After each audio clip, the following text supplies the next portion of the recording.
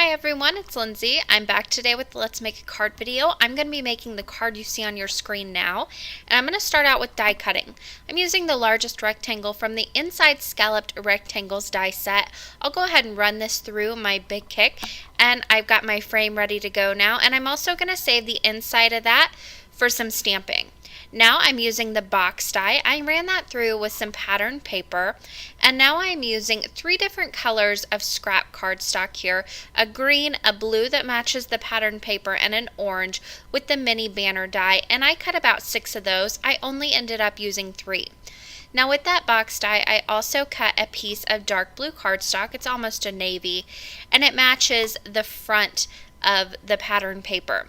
Now I'm just going to overlay that, and this is going to give me a colored box on the inside, so whenever I fold it up, you've got that nice blue on the inside instead of just white paper. For my stamping, I will be using the Monster Carnival stamp set. I'm going to be using this guy right here that has the balloon in his hand and he looks like he's jumping up. I'm stamping him in Memento ink, and there's the center of that rectangle. I like to use up all of my scraps, so I did my stamping on that scrap piece of paper. Now for my coloring, I'm going to be using blues, oranges, and greens just to match the color theme of this card. And I'm just doing basic coloring, really not any shading at all. So I started with the blue on the little balloon. I put down 1 layer and I will come back in and even that color out. For the little horns and the nose, I used greens and oranges. Just they have little stripes on the nose and the horns. I just alternated back and forth. And then for my little monster, I'm going to keep him pretty neutral, and I'm going to go in with some creams and some light ivories and color him in. Now with my darker color, I am adding little half circles just to give him the appearance that he has a little bit of fur. I'm giving him some rosy cheeks and also some rosy feet and ears, and that will do it for the little monster. Now I'm coming back in with that second layer of blue just to even out the color on that balloon. Now this is such a small image. I did have a little bleeding and I lost a tooth, but that's okay. I'll come in with my white gel pen, color that back in once the ink is dried. If you try and do it while the ink is wet, you're just going to end up with kind of a lighter blue than what you had before. So wait till your ink is dry and then come back in with your white gel pen and you can fix any mistakes that you had. And there I've got another white tooth on the left side as well. Now after I was done with the coloring, I did fussy cut out my little guy, and I did leave a white border around him. Now if you don't want to fussy cut and you have an electronic cutting machine, Craft and Desert Divas does have SVG cutting files for all of their images. You just need to go on their online shop. They're 99 cents a piece. You can purchase those. They're a digital download, and then you can use them with your stamps.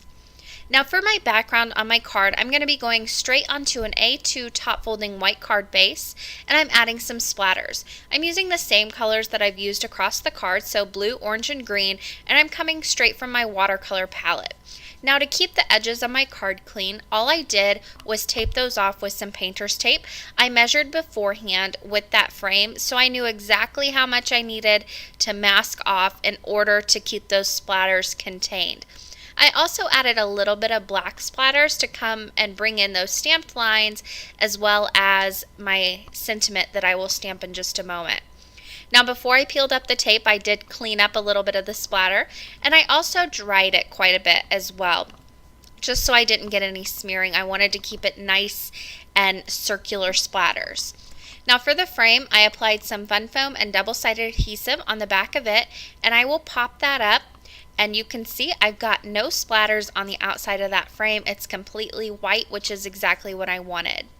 Now for the box, I went ahead and scored all the lines that needed to be scored, and I'm just going to fold it up. I put a little bit of paper adhesive right on the inside of that.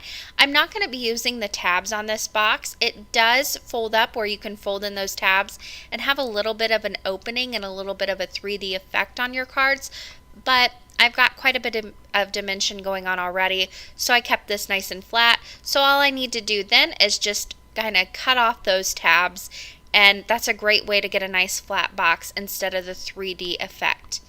Now on the inside of that, I placed my little monster with a little bit of double-sided adhesive, and now I'm going to make my banner. So I did cut 6 of these. I intended to make 2 banners, but I went ahead and just liked the look of one better, so I stuck with one. To make this banner, all I have is a piece of baker's twine. It's the black and white baker's twine. And I just need to fold over the top of that banner. It's got a nice score line already in it, so you know exactly where to fold it. Fold it over. I've got a little piece of adhesive right on that. After I fold it over the baker's twine, I just give it a good press, and it is a banner ready to go. You could stamp your sentiment on this with letters, a lot of different things you could do with this. I'm just going to keep it nice and simple right up in the corner.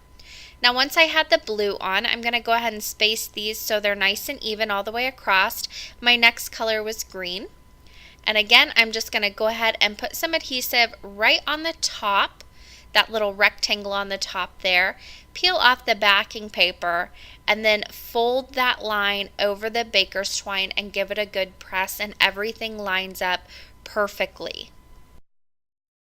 And because it has those two little circles cut out on the side, it doesn't have any bulkiness at all to it. It's a really nice looking, clean banner.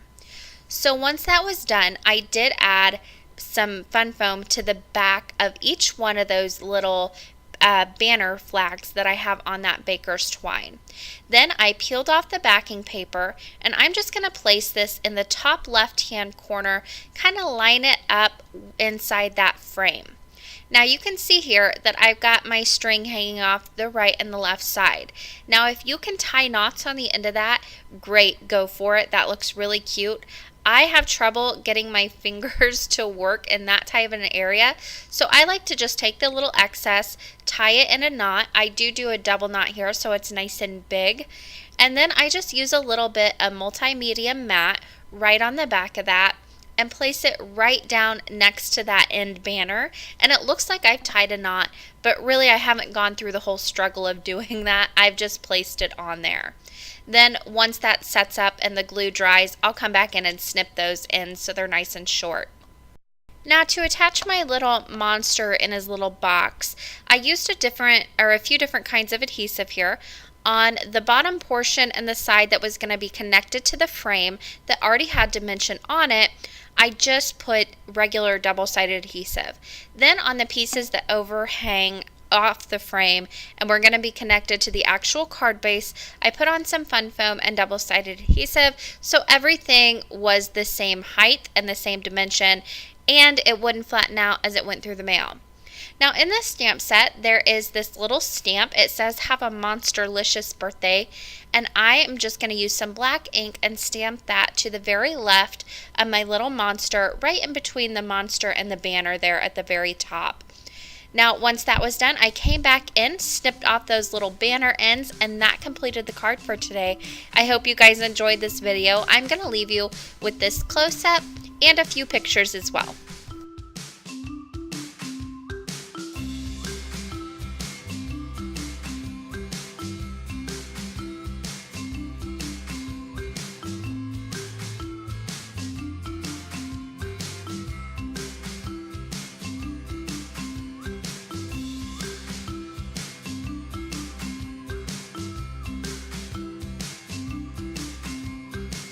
On the left side of your screen, you're going to see a few different links you can click on. The top will take you to a video you might enjoy watching next. The bottom left will take you to my blog where you'll find the supply list and more information on this card. And the bottom right will subscribe you to my YouTube channel. Thank you guys so much for watching today, and happy crafting!